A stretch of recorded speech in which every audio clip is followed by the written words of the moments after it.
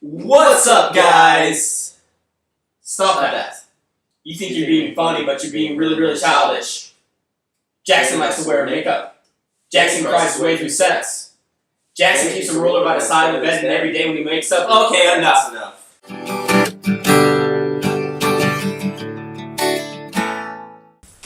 Alright, today on our podcast, video cast, we're going to be covering two subjects. Symbols and sigils, or, that's the one subject in Supernatural. And then the other one's going to be, Jackson's going to cover Style. Fashion. We're going to be talking about fashion. Supernatural fashion. Mm-hmm. Super fashion. And as always, we got Jackson Boyd here, our lovely host.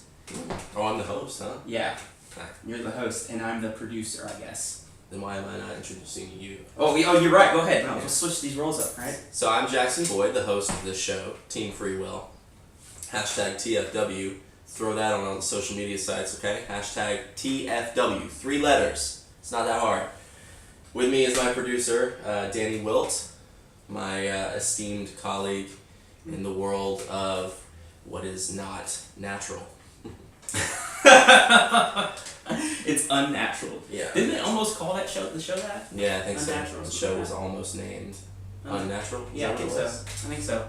There are a lot of different names there. I don't like that. So we're going to start this off with me talking about the signs and symbols of Supernatural. I have a lot of books that I've referenced. I have the Mythology of Supernatural, which I've ordered off Amazon, and I think John Winchester's Diary, but that itself is just, it's weird. It switches from, you would think that, okay, this diary is going to have, handwriting, fonts, but it doesn't. It switches from, type to, handwriting-looking fonts, and then back to type, and it's just always, before you get to the good stuff, when they're still kids, it's like, today's Dean's birthday, he wanted a gun for his birthday. From what you showed me, it's bizarre. It could is have been odd. done better. I think it could have It's been odd, written. and even there should have been another draft, because even later on you find out that Henry Winchester was supposed to have that journal. He ordered it for his Men of Letters notes and stuff like that, but it came in, I guess, and Henry never came back. So John used it, and in the book he says that a hunter told him to buy a journal and write everything down in it, which is just later you find out it's not accurate. So I guess there are other drafts written later on. But also this book I got from my grandmother, the Book of Signs by Rudolph Koch. Old Rudy Cockboy wrote this book. Cockboy right there, which is actually was really helpful in learning about how what lines and dots and circles and actually what a monogram really is, because people think a monogram is your first initial and then your last initials in the middle and then your middle ones at the end. That's not really what a monogram is. Yeah, you said it was where it makes a shape or something. Yeah, with the name. it's basically all the letters for a name. They're stacked on top of each other, Yeah, or arranged in a creative way where only people who know what it is recognize it. Right. And there's actually a whole chapter in here for the monograms of Christ. there's a bajillion of them. The monograms of Christ. Yeah. Christ had a lot of monograms. These are all, I'm gonna probably not zoom in post. Yeah. These are all monograms and they look bananas. There's one that just literally looks like Bay. It's B-A-E. That looks exactly like Bay. What does that mean? Good health? Yeah, Bay. good health. That's Form awesome. of greeting often found at the conclusion of old documents, I guess. But there's a lot of them anyway. But this was really helpful, especially the first chapter, which is just general signs. So what So what I'm going to do is I'm going to talk about a lot of the signs that you see in Supernatural and the symbols that you see written on the background or that they do, they're actually, they exist in the real world. They're not fictional. Specifically the pentagram, which is actually not anything demonic or satanic. They actually get it right on the show. It is is used to banish evil spirits or demons. It's only when it's upside down that it's supposed to be something satanic, and that's really... Isn't that the upside down cross too? Everybody thinks that means Yeah. bad stuff. Yeah, but it's the cross of St. Peter, because he he felt that his crucifixion was not worthy of the same way Christ was crucified. Damn. So he wanted to be crucified upside down, which is rough when you think about it, like really rough. It doesn't really sound like a good time. No, it doesn't. I mean, being crucified was a terrible way to die, and it's weird that it's kind of funny how Christians. I don't know if it's funny, but it's interesting how Christians use the crucifix as a symbol of being a Christian. You know that I guess that pain that Christ had to go through. Well, we're not gonna talk about. But anyway, but yeah, no, I get what you're saying. But yeah, a lot of them do. Like in some episodes, you'll see on the background, you'll see like this funny looking 4, and one part of it has like a curve, and that's the symbol. Turned right to it. Yep, there it is, and it's the symbol for Jupiter. Astrologically, it's the symbol for Jupiter, and it's also the symbol for 10. The biggest planet of the solar system. He's the king of the planets. King of the planets. King of the planets. Bringer of gelidity. Baby. Bringer of Jello. What'd you say? Gelidity. Jelloidity? Being joy. The act of getting Jello. Okay. So, and then the other ones are made up. There are a lot of symbols in there that are made up. And I believe from what I was reading in this book that they're loosely based off of some of the stuff in here. Like there was one that looked like the tulpa symbol that's used to focus like thought or something like that. But it's like tulpa, yeah. it was upside down. Yeah, this one right here. It's I think it's what is it? A form of the Chrismon. But That's another one of my favorite episodes. Yeah. Was I think it's in the first season when there's all that writing on the house that Dean and Sam go into, and Dean's like, oh, I think I recognize one of those symbols, and it ends up being like the logo to Blue Oyster Cult. Oh yeah, dude, they play. There are a lot of songs that play. I was looking through season 1, and a lot of Blue Oyster Cult. Like, there's a lot of songs in those episodes. Don't Fear the Reaper. Yeah, Don't Fear the Reaper. But if you turn this, basically, it seemed like they found this sign, turned it upside down, and then kind of disconnected or erased. Erased where the lines connect and put a dot there. So I think a lot of the signs that they use are like altered somehow. But the one that was made specifically for Supernatural was the Angel Banishment Sigil. Right. That one, if you look at it, it seems to look like it looks weird at first. You see like a triangle, and there's different variations of it. There's like a quick one they do, and then there's the elaborate one when they first do it. And it's a blood sigil, so it has to be done in human blood, even if it's like a vessel. Of course. So when you look at it, it looks weird because there's a circle, there's a triangle on top, there's an N, and there's an N on the other side of the triangle, and then in the lower left, there's this ribbon, and then there's a 3, a Z, and then sort of like a little loop thingy, and then in the middle there's this weird looks like a T that's like kind of broken and falling down and going back across. So in typography, a stroke is it's just like a line that goes from point A to point B, and then there's something called a stem, which is similar to a stroke, where there's a line, and it's like the base line from which other lines stem off of. So in this, I actually took a bunch of notes right here. Oh my god. Damn. But and then there's also what's called an arm, which is it looks like a stroke, but it's really just like it's disconnected by another line, another stroke. But the main line is a stem, and it's the one on the far right, and there's a little stroke that stems off from it at the bottom, and then there's some arms at the top of the stroke at the top, and there's a diagonal stroke right there, and that's what's called that's the thing that gives the symbol weight, because that's like the first thing you see. If you ever look at any like symbol or icon or anything, the thing that's the biggest, that takes up the most space, is the thing you see the first that has the most weight. And these lines are the thing that take up the most space. And then you have all these other little doodles around it. And what I'm going to do is I'm going to sort of break down the Angel Banishment Sigil from what I've read here.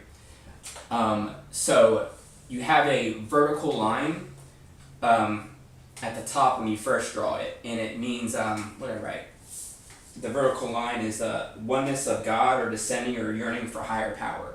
Remember, the banishment sigil just sends angels not back to heaven. I don't know if it's that, but they send them like to the other side of the earth or some random spot. Yeah. So the oneness of God is the vertical line, descending or yearning of higher power. So it's kind of like a back and forth thing. The angle, which is right here, the angle is like the celestial meeting of the terrestrial plane of like heaven and earth where they meet. They don't cross, they meet. And it's also reciprocation. Reciprocation. I always have a hard time with that It's word. a hard word, yeah. It's a hard word. Anyway, that thing of between God and earth. And also a side note, the Mason lodges of the Middle Ages, it also meant justice and integrity. And then the triangle at the top is representative of Godhead, or yeah, that's the thing. And I don't really know what that means. Godhead. But it's also the Pythagorean symbol for wisdom, and it's the female element of the terrestrial and yearning for higher power.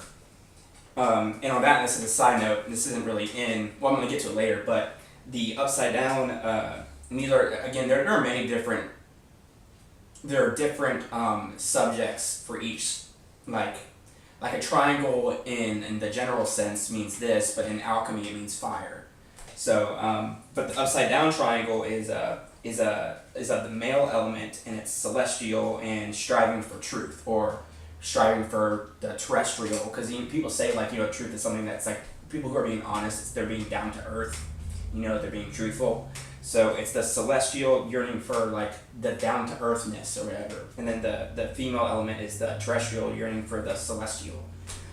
So they kind of go together. There's even another symbol where you stack them both and it looks like the Star of David.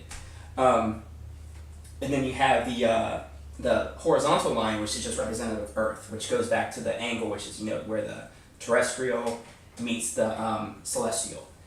And then you have the circle, which combines this whole little shape right here. And the circle is being without beginning or end. It also is the sleeping eye of God, which is the Spirit of God moving upon the face of the waters, basically. But the being without beginning or end. And then so there's that element. So you have all the strokes and the angles right there, and you have the circle, and then you have the triangle on the top. Now the other weird little thing is something that I could never really figure out, and it took me a while. The N, I believe, is if you look at if you take this goes back to the triangles. If you take the triangle where it's pointed up and the one where it's pointed down, and you kind of stick them next to each other, it looks like a diamond shape with a line through it. And it's basically here would be the terrestrial and the celestial lying next to but clear of each other. But if you take that right here and you just take out these two lines, you have an N.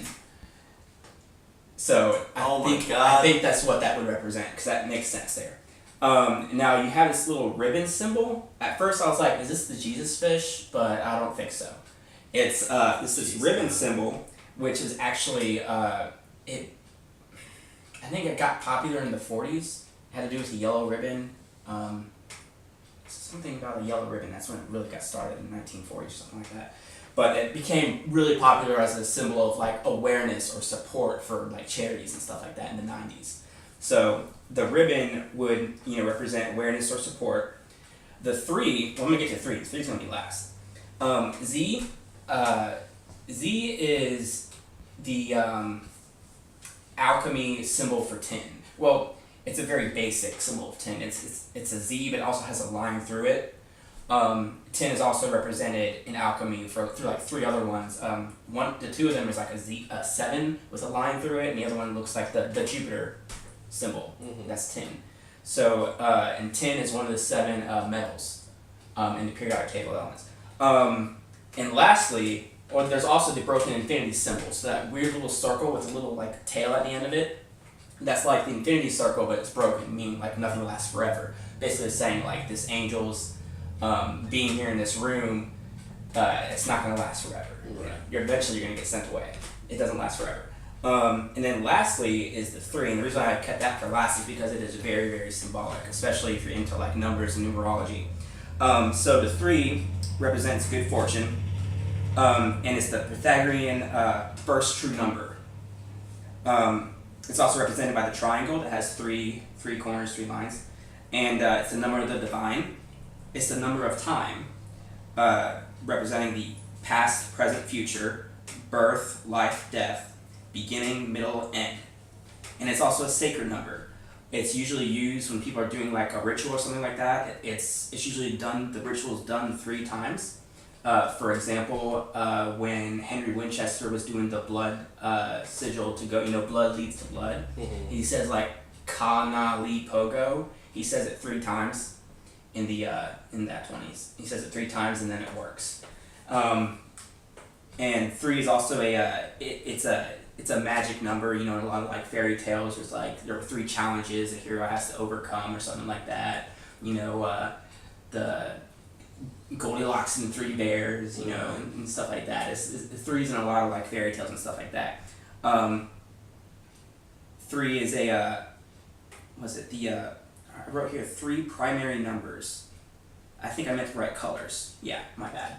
I wrote numbers. 3. There are 3 primary colors which make or create the other colors. So you have like red, yellow, and blue, and they also you combine these colors to make other colors. Mm-hmm. So it's I think the 3 is the most important one. So when you combine all these shapes together, and you read into all this this nerdy crap that I looked up, you can actually find meaning in some of these supernatural symbols that you see that you're not quite sure what they mean or if they even mean anything. So it's fun to take because I took typography class, and there's a lot of it that had to do with like ancient symbols and stuff like that, and it's really fun to go and interpret some of these things by revisiting what you've learned and trying to figure out what exactly it means, also and compare it to the context that's being used in the show, which in this case would be like Banshee Sigil. So I just geeked out really hard. That, I think, was the nerdiest fucking thing I've ever seen in my life. So, yeah, the fashion of Supernatural, I guess in the same way that the symbols and sigils of Supernatural interested you very much. I was always interested in the fashion, because I'm a conceited little fuckboy,